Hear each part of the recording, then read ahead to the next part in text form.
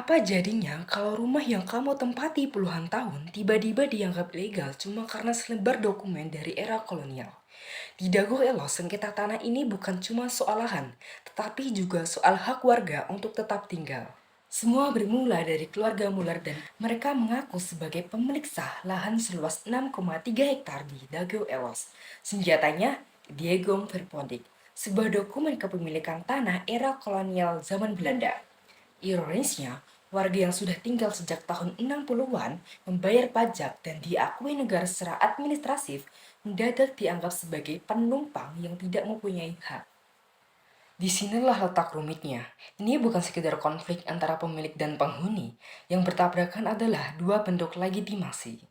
Di satu sisi ada pihak yang membawa dokumen formal lama dan mengatakan secara hukum ini tanah kami. Di sisi lain ada warga yang sudah puluhan tahun menguasai, menempati dan hidup di atas tanah itu lalu mempertanyakan kalau memang itu hak lama kenapa baru muncul sekarang dan apakah dokumen kolonial itu masih sah dalam hukum agraria Indonesia. Menurut tim advokasi warga, hukum Ediegom seperti ini seharusnya sudah dikonversi paling lambat pada 24 September 1980. Jadi, inti masalah Dago Elos bukan cuma rebutan tanah. Masalah sebenarnya adalah siapa yang paling layak diakui oleh hukum. Pihak yang membawa dasar hukum lama atau warga yang sudah lama hidup dan menguasai tanah itu secara nyata. Konflik ini pun makin besar karena perkaranya tidak berhenti di sengketa perdata.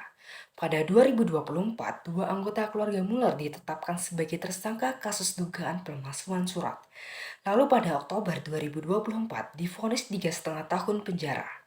Hal ini membuat kasus Dago Elos berubah dari sekedar sengketa tanah menjadi persoalan yang juga menyentuh keabsahan dokumen dan kepercayaan terhadap proses hukum.